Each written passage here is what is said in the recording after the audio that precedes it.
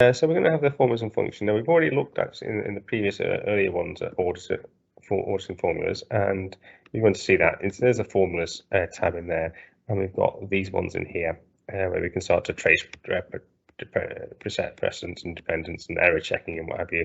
So we can have that, but we might also have as well, which I think is more likely in for this point, that we'll be sort of checking using logic tests. Right? So let's sort of start and see where we're going to come in here. So where we're up to. Right, so we got formulas, which is now, sum, and today.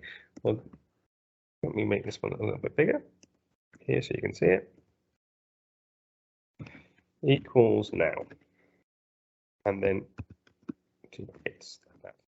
And so that's given the time now, really, of exactly what it is there. So let's just update this here. Well, it's not related to 1652 yet, but there we go. That's our sort of now function. Okay. And then equals today. I'll do the equals today one. Equals today, and that there, and that's get that bigger. So that's today, and there's now. So if I flip that around, so that we're going to this here, there's the now function, and there's the today function. Let's look at the sum. Okay, so they've taken our AutoSum out of the thing. So I'm going to produce a set of data here, and then once I've done it, I'm going to click it back. Equals sum, and then I'm going to open the bracket and pick a range like that there. Yeah. There's the sum, equals sum, and the range between there. We'll play around with this later on. We'll demonstrate what we can actually do with the formulas later on. So we got that. The alternative would be to just go up to here and hit that AutoSum there, and then drag down the range. So I did just do that again. Went up to this AutoSum. I clicked on it. Excel got a bit excitable. I then clicked on the first cell I wanted with my left mouse, and I dragged all the way down to the range, and that was the sum there that's required. So let's just enter 7, or it went a bit further on this one. So it's going on a bit more, and let's make this in the same amount, shall we? We'll get that to 29. And you can see how this one is only going up to 26. So that one is only going up to there. That one is going up to there, and that's why the numbers are different. Just in terms of, again, I've set this up to be producing random sets of data so we can play around with the data later on. That's why it's dancing around a bit. We'll see how that's going to work. We're looking later on at the data, right? So that is that lot. Let's now get into our next bit. So that's that one there. And now we're going to get into these formulas here. So let's go for a count.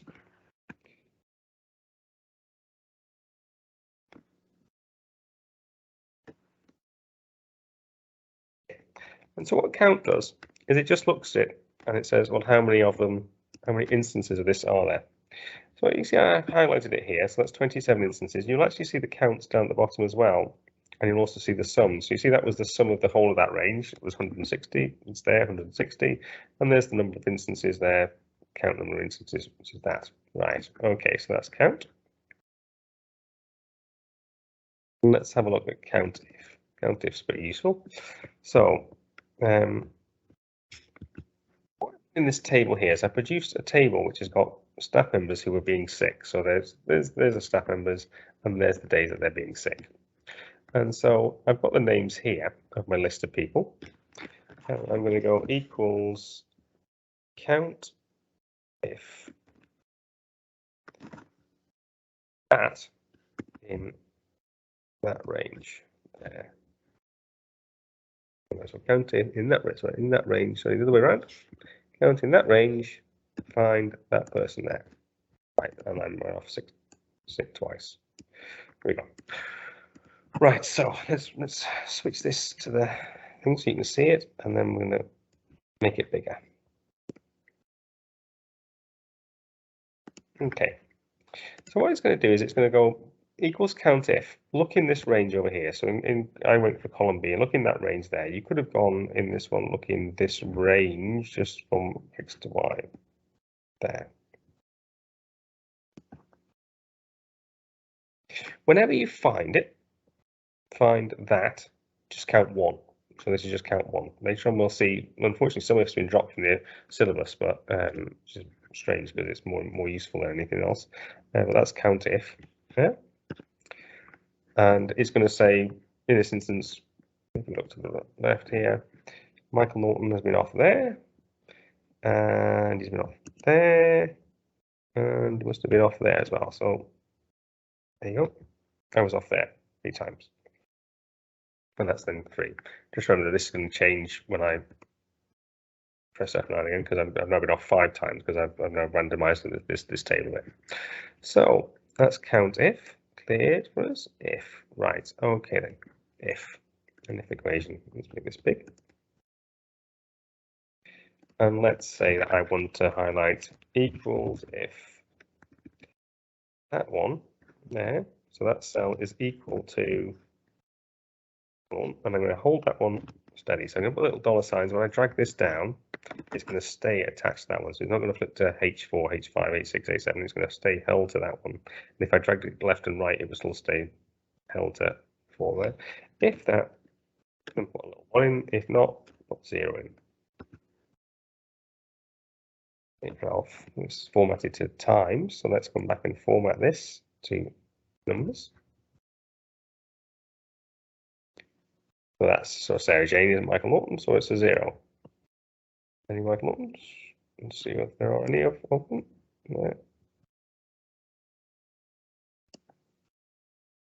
He's in there 4 times, so there's 1, 2, 3, 4.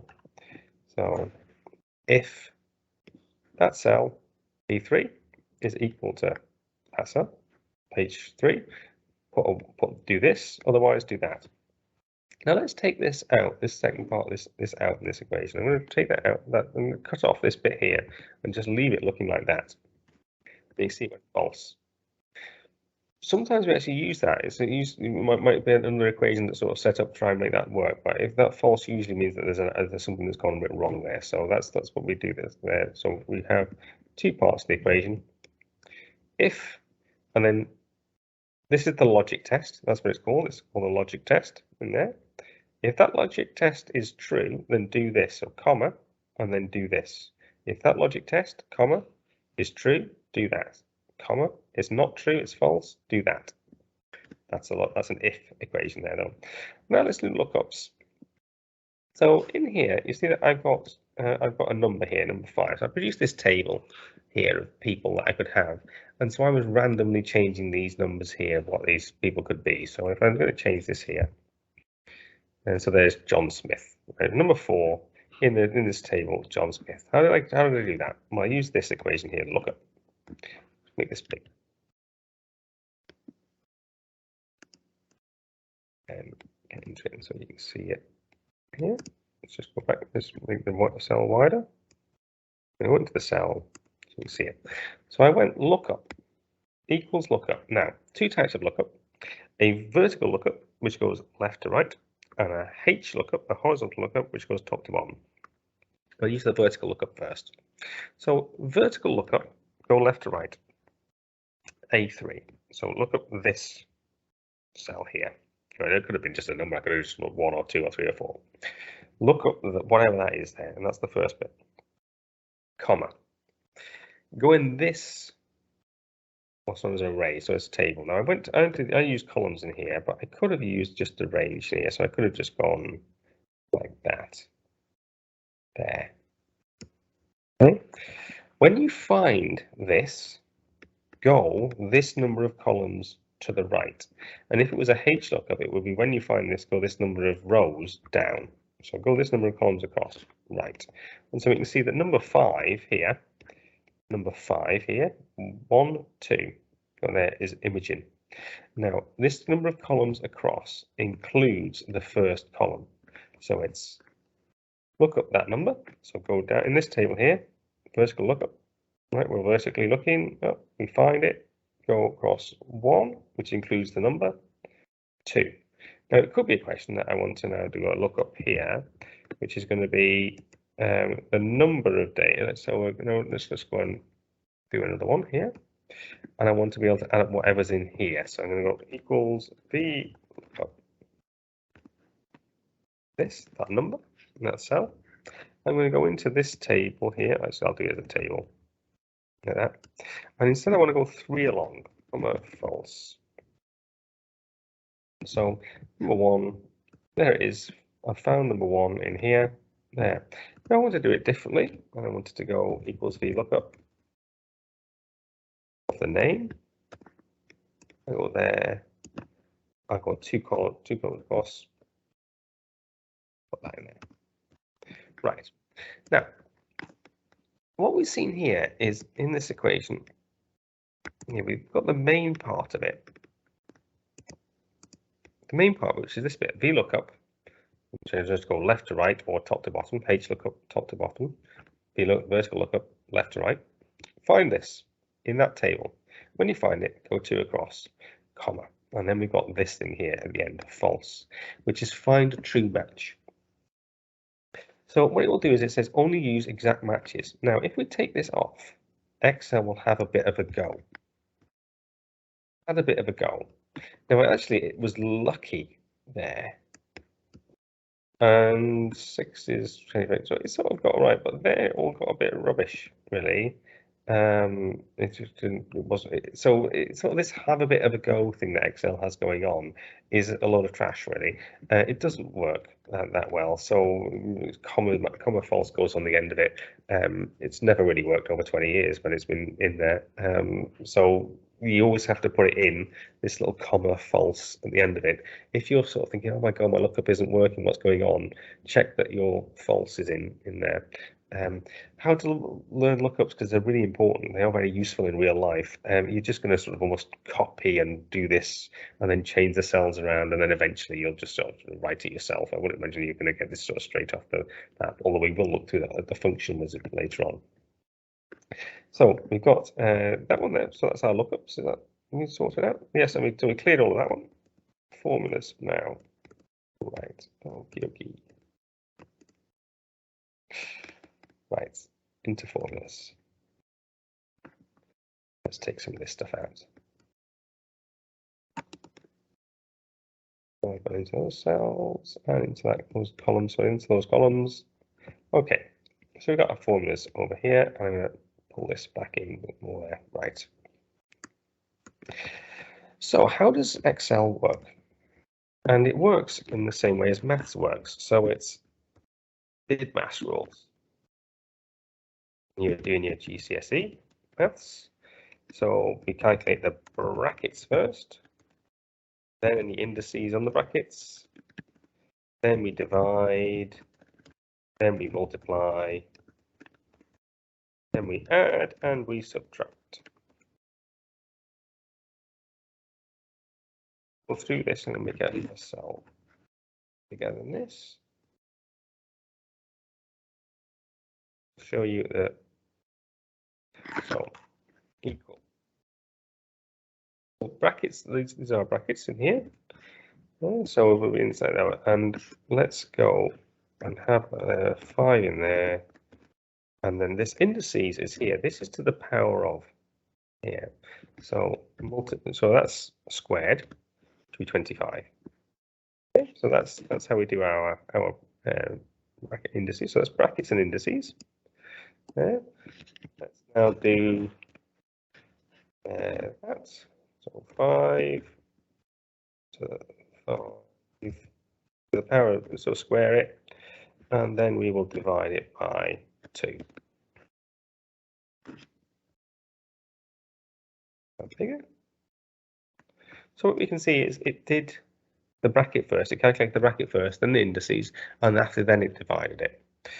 And if we go further and we multiply it by 4, it comes up to 50. So we multiply it by 4, and then we plus 5 onto it. It does the 55 afterwards. So it's in terms of our equation, it worked out that bit first, then it did that bit first, then it did this bit, then it did this bit, then it did this bit. And if we minus 5 off there, we're back to our 50.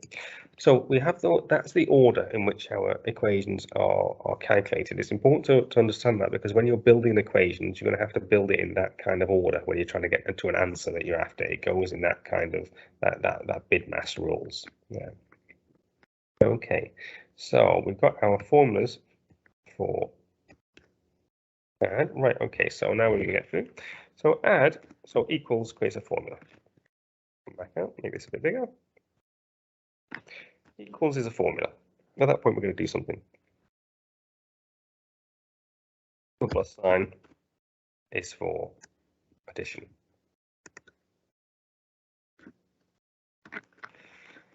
And then equals is a formula. 5 minus 6. So minus, which you sort of see when you understand that now. What is then divide? So let's go 6. And it's not, there's no little divide in there. It is backslash. Backslash is divide. 3. Multiply. 3 is not. So it's not this. Let me show. Let's say equals 3. That is not multiply. See, it creates a typo. It's sort of saying, well, we think you're trying to do multiply. Let's do what the multiply thing is. And the multiply thing is actually asterisk. So asterisk is multiply within Excel, and divide is backslash. Okay. And those ones there, right? And let's equals average.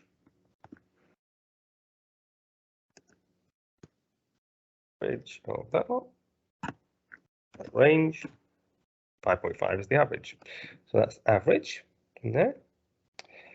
Maximum is max in that range. 11, which is the highest. And minimum in range there. -1 is the minimum. Round up. Okay then. Let's now get some of these figures in little, so equals that, and we'll get some fractions in here. Times fractions in these numbers here. Make this a bit bigger as well. Okay, so we're going to round these things up here. Equals round up that.